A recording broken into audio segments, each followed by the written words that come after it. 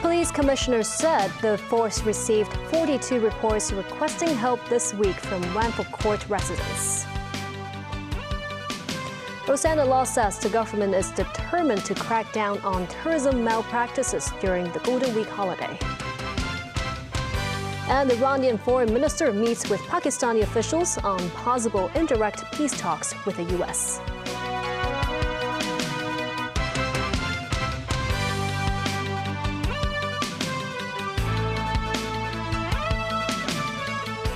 Good evening and thank you for joining us. Police Commissioner Joe Chow said the force received 42 reports requesting help this week from Wanville court residents who returned to their units to recover belongings. The government has set up inquiry centers for Wanville court residents who could also report suspected cases of theft on site. Multiple residents have reported missing items, such as watches and jewelry. Police Commissioner Joe Chow said a dedicated team has been assigned to investigate the cases. Some items were recovered on the spot. He said that since many units were burned to ashes, some items may not be recoverable, and some residents are unsure about what they had and where items were placed. The police chief said initial findings did not indicate theft. Meanwhile, the Independent Committee of Inquiry's hearing has reviewed that the 999 emergency lines were busy on the day of the blaze, and some calls had not been transferred to the Fire Services Department. Chow said police received 4,144 calls for assistance that day, about 35% more than the previous week. Declining to comment on individual cases from the hearing, Chow said police have reviewed the system with the fire services. He admitted that in some situations, calls could not be immediately transferred to the fire services, and officers had to gather basic information and help calm callers. He said authorities aim to step up coordination with fire services in the future. Chow noted Secretary for Security Chris Tang had earlier pledged to increase fire services hotline capacity in the short term, and police will conduct further reviews. Residents of Wanville Court in Tai Po continue to return in batches to retrieve belongings at their fire-hit flats, with Wang Yan House reaching its final day of access. Some residents expressed reluctance to part with their longtime neighbors. For the third day, residents from Wang Cheng House and Wang Yan House headed back to their fire-ravaged flats to collect personal belongings. Many carried suitcases, hiking backpacks, and bags. Some residents from the higher floors of Wang Yan House insisted on climbing more than 20 stories despite mobility issues. One resident, Mr. Max, said he came prepared with a walking stick and knee braces.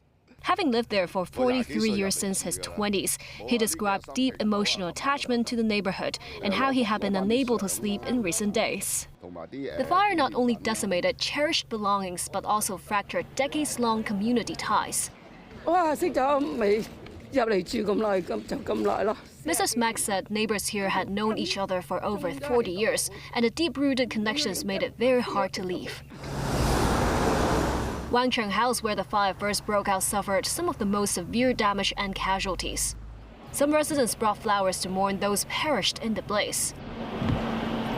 Those unable to go upstairs stayed in the cordoned-off area to bid farewell to their former abodes. Mrs. Chan, a Wang Yan House resident, said she is not sure if she would have another chance to return. She added that anxiety had been building as cleanup days approach, having dreamed about searching through personal belongings. Deputy Chief Secretary for Administration Chek Wing-hing also inspected the site. Authorities earlier said they would provide additional psychological support to residents of Wang Cheng House and Wang Tai House, which suffered the highest number of fatalities. On Sunday, access will be arranged for residents of Wang Tao House, while Wang Cheng House residents will continue to be granted access until Tuesday. With the mainland's May Day Golden Week holiday approaching, Secretary for Culture, Sports and Tourism Rosanna Law said she has informed the tourism sector of her determination to crack down on malpractices, such as shops forcing tourists to buy items. Mimo Singhai reports. During the mainland's 5-day May Day Golden Week holiday, about 980,000 tourists are expected to visit Hong Kong. Secretary for Culture, Sports and Tourism Rosanna Law said that hotel occupancy rates in Hong Kong are expected to reach over 90%, and all government departments are prepared to welcome them. Previously, there were incidents of forced shopping, and travel agencies and tour guides involved had their licenses revoked. Law said she has informed the tourism industry of her determination to crack down on such practices, and the Travel Industry Authority will strengthen its inspections during the May Day holiday. Tourists who suspect they are being forced to shop can also file a complaint. Law hinted tourists could film malpractices using mobile phones as possible future evidence. She also said the authorities will strengthen their crackdown on unlicensed taxis, including at airports and land border crossings. The Customs and Excise Department has also joined forces with the Travel Industry Authority to conduct inspections and crack down on fraudulent business practices such as cheating on prices. Law urged the tourism industry not to damage Hong Kong's reputation. Moments 9, TVB News.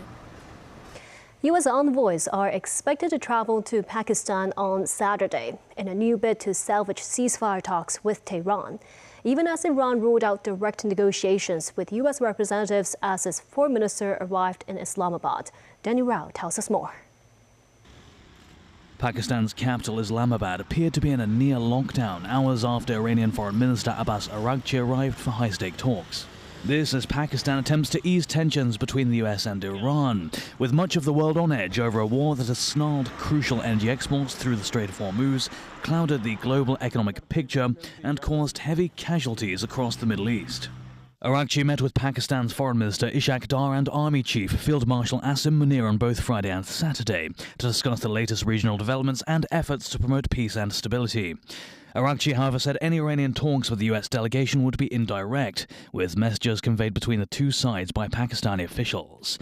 Despite this, White House Press Secretary Caroline Leavitt said in an interview on Fox News Channel that US President Donald Trump is sending envoys Steve Witkoff and Jared Kushner to Pakistan. The President has decided to dispatch Special Envoy Witkoff and Jared Kushner back to Islamabad. The Iranians want to talk. They want to talk in person, and so the President is, as I've said many times to all of you, always willing to give diplomacy a chance. So we hope progress will be made, and we hope that positive developments will come from this meeting. Meanwhile, US Secretary of Defense Pete Hegseth said Iran has a historic chance to make a deal with the United States and end the war in the Middle East. On this core mission, America's will is unshakable, our capabilities unmatched. Our blockade is only growing and going global. And as the President said, we have all the time in the world. Iran has a historic chance to make a serious deal, and the ball is in their court. Either way, the War Department stands ready for what comes next, locked and loaded. Hegseth also hit out at European nations for what he slammed as their lack of involvement in US operations in the Strait of Hormuz. He said they need the Strait of Hormuz much more than we do and might want to start doing less talking and having less fancy conferences in Europe and get in a boat. Iran has kept its stranglehold on traffic through the strait, attacking 3 ships earlier this week, while the US is maintaining a blockade on Iranian ports. US President Donald Trump has ordered his country's military to shoot and kill small boats that could be placing mines. Danarel TV News. Foreign Minister Wang Yi has been visiting Thailand as part of his 3-nation tour in Southeast Asia. Reaching Bangkok, the second leg of his Southeast Asian trip, Wang Yi met Thai Prime Minister Anutin Chanvirakul. In a light-hearted exchange, Wang told Anutin that the Prime Minister looked younger than in pictures. This marks Wang's first visit to Thailand in 2 years. Ahead of the formal sit-down meeting, Anutin introduced members of his new cabinet, which took office in late March. Wang in turn introduced his delegation, making special mention of Vice Foreign Minister Hua Chunying.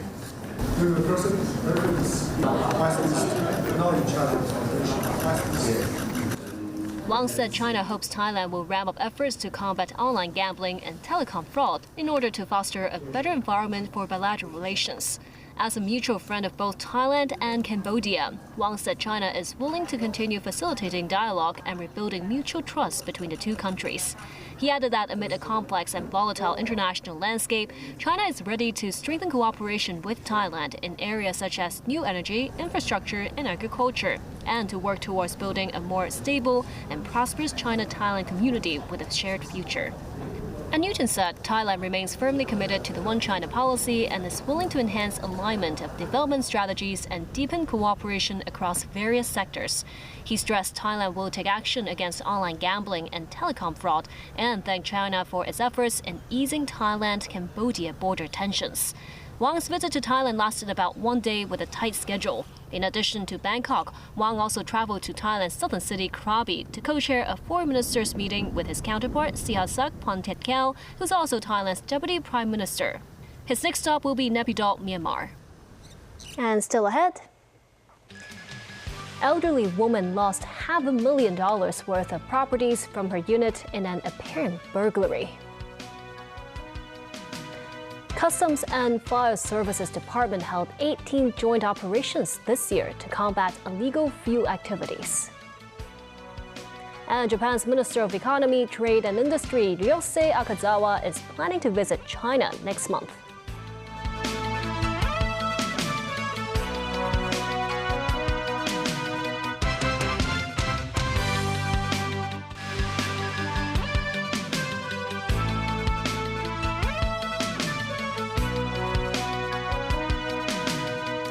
Welcome back.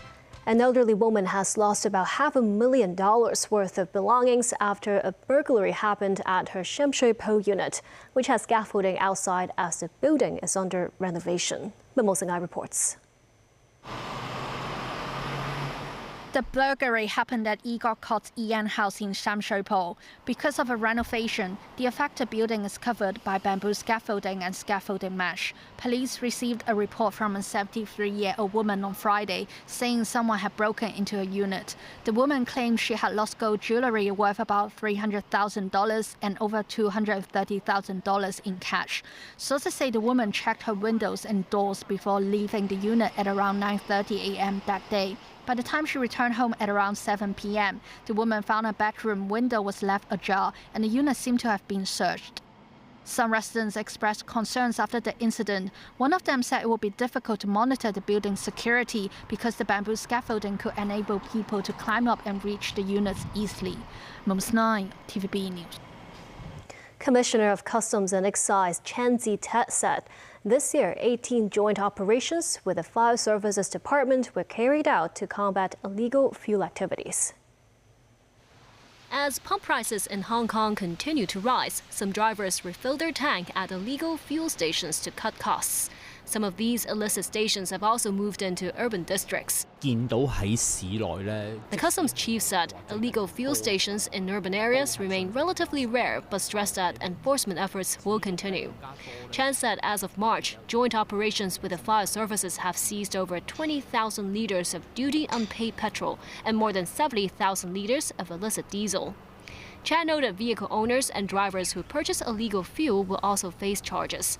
On illicit cigarettes, Chan said 26,000 cases last year involved travelers carrying excess cigarettes into Hong Kong and receiving fixed penalties. Starting this Thursday, a full ban will take effect on the possession of alternative smoking products, including e-cigarettes in public places. When asked whether mainland tourists might inadvertently break the law during the upcoming Golden Week holidays, Chan said authorities have been conducting extensive publicity. Last month, Ocean Park carried out the world's first emergency gastric perforation repair surgery on a cow nose ray. The male ray was undergoing a routine health check in late March when veterinarians discovered foreign objects inside its body.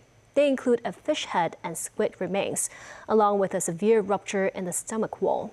The veterinary team performed a 2-hour operation under full anesthesia.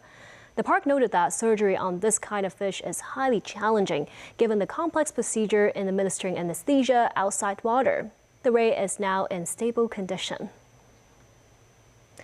Japanese media report that Minister of Economy, Trade and Industry Ryosei Akazawa is planning to visit Jiangsu in China next month to attend the APEC Trade Ministers meeting. That's poised to mark the first official visit to China by a Japanese cabinet member since Prime Minister Sanai Takaichi's Taiwan remarks late last year. According to Kyodo News, the Japanese government is planning to send Akazawa Ryosei to the APEC meeting scheduled for May 20th to 23rd in Jiangsu. If confirmed, he would be the first cabinet-level official to visit China after bilateral relations deteriorated following Sanai Takaichi's comments on Taiwan. Reportedly, Akazawa is expected to seek opportunities to hold separate meetings with senior Chinese officials during the trip.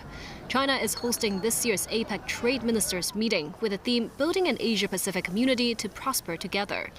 Kyodo News reports that the meeting is expected to reaffirm the importance of Asia's multilateral trading system, while participants may also discuss China's export controls on dual-use goods.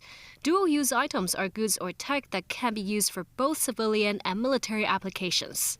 Relations between China and Japan worsened after Takaichi said in November that a contingency involving Taiwan could pose a survival-threatening situation for Japan.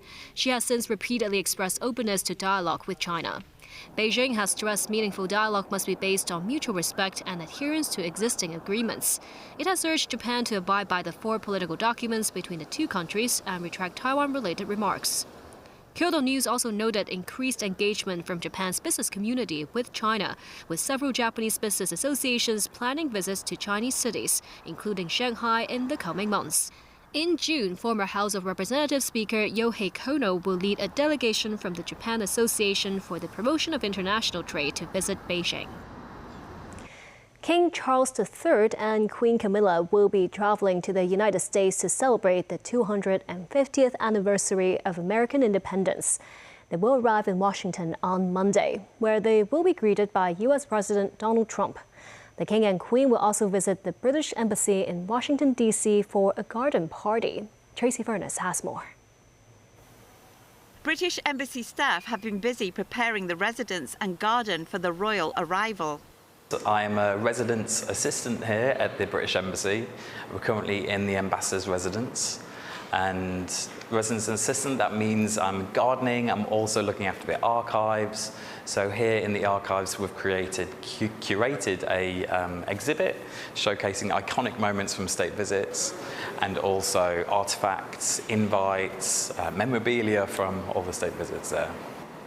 The embassy is also exhibiting photos of previous royal visits. Here we have the new minted coin for King Charles.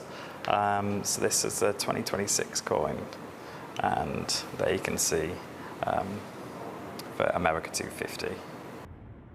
Inside the Churchill Suite is where all the archiving takes place, and there is a scrapbook of a 1939 state visit. Just to give you an idea of a few of the things, we do have a very fragile newspaper scrapbook that was from Mary R. Marston in Silver Spring, who sent it in and donated it to us. But this was her own documentation of the state visit at the time in 1939. The challenge for King Charles will be to live up to his mother's example. The late Queen Elizabeth II wowed Congress in 1991 with a speech that celebrated the shared democratic traditions of Britain and the United States and highlighted the long alliance between the two nations. King Charles III and Queen Camilla are embarking on a 4-day state visit to the United States. Now, this is really a big deal for the King. He follows in the ever-present footsteps of his mother and has to try to give a speech that will match the one she did in 1991. It stressed unity among the peoples of the United States and the United Kingdom. It stressed their common culture, and it stressed the long ties between the military and the governments of both countries. The visit comes amid tension between the US and Britain. King Charles's trip, when relations were warm between British Prime Minister Keir Starmer and US President Donald Trump. Starmer did not cancel the trip after Trump belittled the British military's sacrifices during the war in Afghanistan and criticised him personally for failing to back the US in Iran. Tracy Furness, TVB News. Norway is planning to ban children from using social media until they turn 16. Prime Minister Jonas Gahr Støre said the legislation is introduced because for children, play, friendships, and everyday life must not be taken over by algorithms and screens. If the new law is passed, tech companies will be responsible for the task of age verification. New York City's Department of Corrections Commissioner Stanley Richards knows how bleak life can be in a prison, especially Rikers Island, a notorious jail complex he used to be an inmate. In a remarkable redemption, the former prisoner now runs the place. Tracy Furness has more. Stanley Richards walks down the corridor of his old cell block at Rikers Island. My cell was somewhere around here. But now he is New York City's commissioner in the Department of Corrections. It doesn't give me bad feelings. You know, I offended my community and committed a crime, and I paid my price for it. The truth of my story is a story of redemption. And so leading this department right now, I give all praise to my Lord and Savior to take me from 13 upper to commissioner of the New York City Department of Correction. In January, Mayor Zoran Mamdani tapped Richards to become the first formerly incarcerated person to oversee the city's jails. His office is inside a converted chapel across from his old cell block. He dropped by his old 10 by 7 foot cell and reflected on how little seemed to have changed, except maybe his perspective. The aging dormitory where Richards was once an inmate before turning his life around was emptied of prisoners 3 years ago due to its deteriorating physical condition.